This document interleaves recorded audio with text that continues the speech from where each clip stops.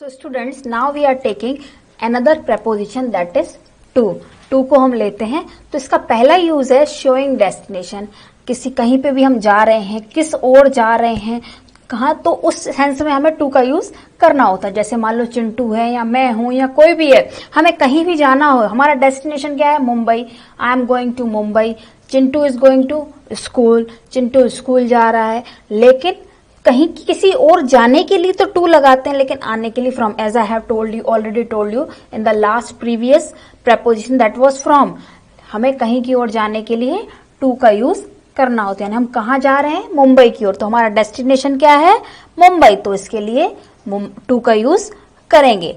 Another use of two is remaining time. ये बहुत ज्यादा स्टूडेंट्स को कंफ्यूज करता है, क्योंकि हमें बार बार टू का यूज एक या दो ही माइंड में फिक्स रहते हैं कि हमें ये लगता है कि नहीं, तक के सेंस में, टिल के सेंस में या डेस्टिनेशन के लिए हमें टू का यूज करना होता है. लेकिन रिमेनिंग टाइम को हम भूल जाते हैं. इस टू का मतलब बाकी से होता है, बचे हुए समय के लिए होता है.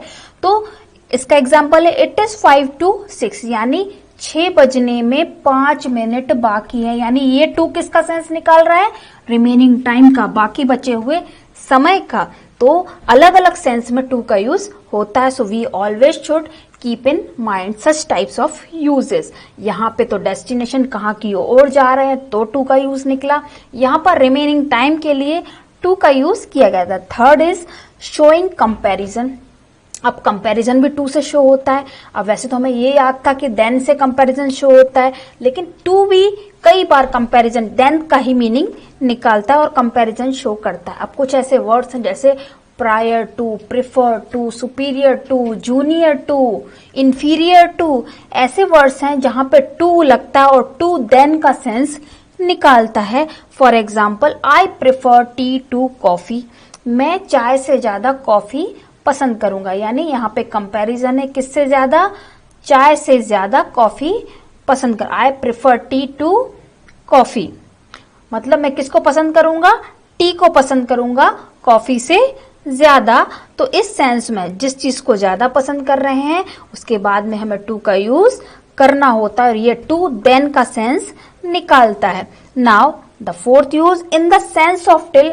It is obvious for each and every student. Most of the students know it very well कि टिल के सेंस में है ना, टाइम के लिए, जैसे फ्रॉम 5 to 6 है ना, फ्रॉम डे टू डे, इस तरीके के सेंस में, टिल के सेंस में हमें टू का यूज करना होता है. सो the example of till is I am working from 5 to 6. मैं काम कर रहा हूं कब से कब तक?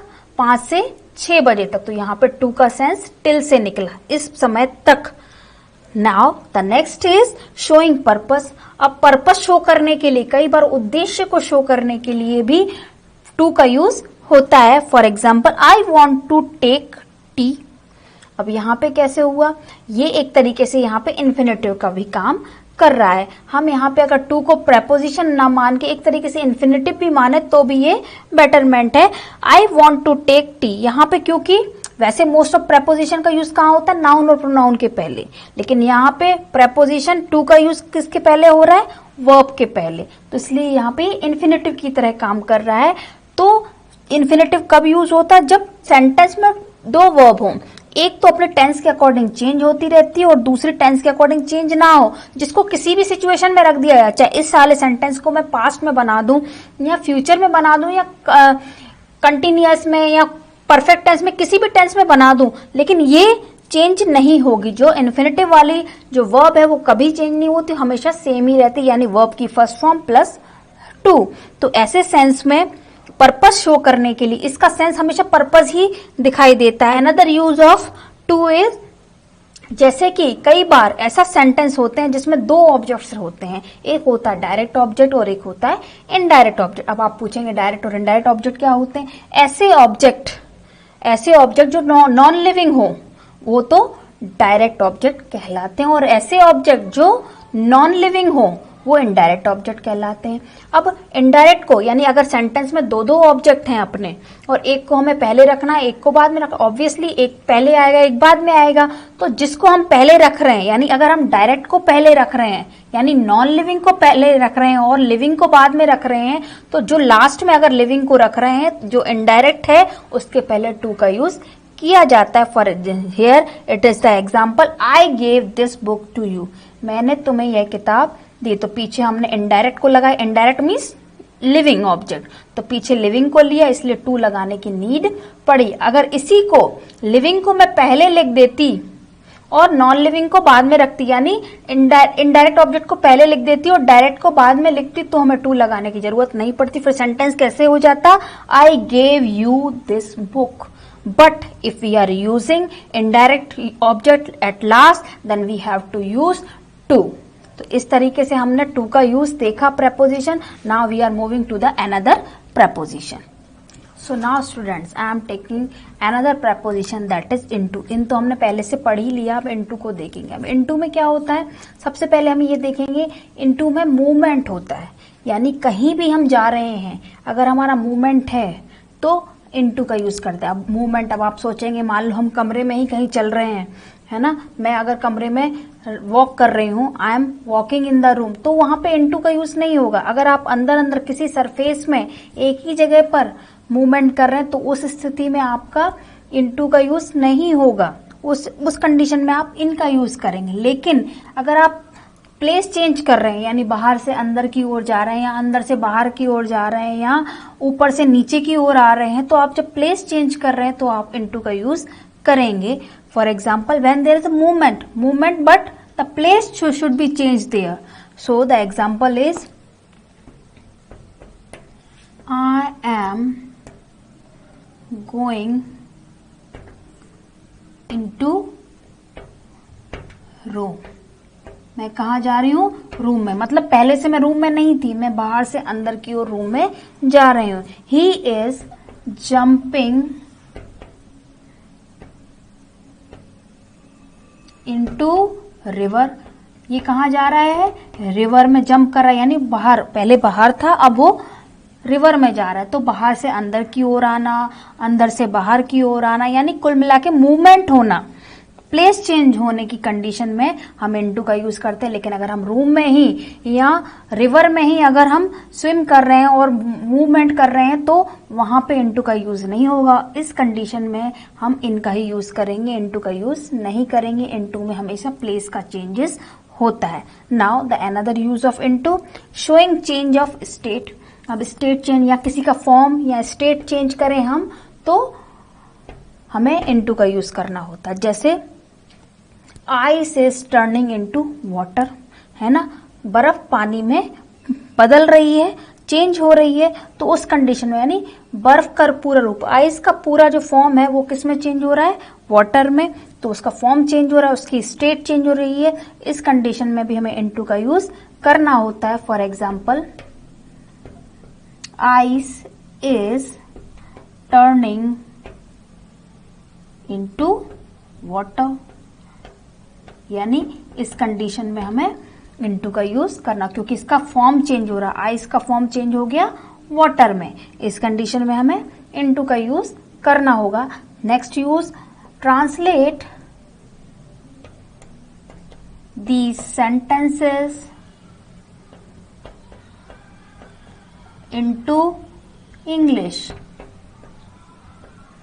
जैसे कि हमें सेंटेंसेस को ट्रांसलेट करना हो तो पहले हिंदी में है, उसको इंग्लिश में चेंज करना होता तो उसका पूरा ही फॉर्म चेंज हो जाता है, उसके वर्ड्स चेंज हो जाते हैं, तो ये चेंजेस के कारण हमें यहाँ पे इनटू का यूज करना होता है। Let's take another use of preposition। Now I am telling the use of eight.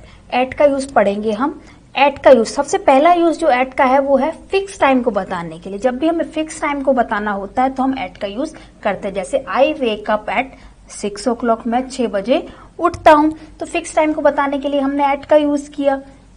दूसरा, कुछ ऐसे वर्ड्स होते हैं जैसे डस्क, डॉन, नाइट या मिडनाइट, ऐसे वर्ड्स हैं जहां पे भी हमें एट का यूज करना होता है, जबकि मॉर्निंग, इवनिंग, आफ्टरनून के पहले तो हम इनका यूज करते हैं, लेकिन ये कुछ ऐसे वर्ड्स हैं जहां पर हमें एट का यूज करना होता है। For example, I will return back at sunset, है ना, मैं कहाँ कब लौट आऊंगा, सनसेट पर।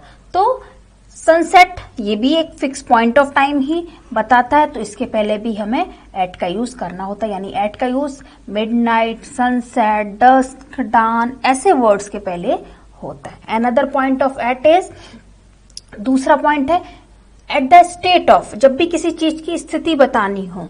कैसी स्थिति, जैसे they India and China were at war, वो वॉर की स्थिति में है। आई एम एट वर्क, मैं काम करने की स्थिति में, मतलब मैं काम कर रहा हूं। तो ऐसी कंडीशन में भी जब हमें कोई अपनी स्टेट बतानी होती है, ऐसी कंडीशन में भी हमें एट का यूज करना होता। For example, I am at work now, मैं क्या कर रहा हूं, अभी वर्क कर रहा हूं। तो ऐसी कंडीशन में हमें एट का यूज करना होता। Now the third use of at is to indicate the place. ये मोस्ट ऑफ इम्पॉर्टेंट होता है। जब भी हमें एट का यूज करना होता है तो क्या करते हैं हम, प्लेस को बताने के लिए।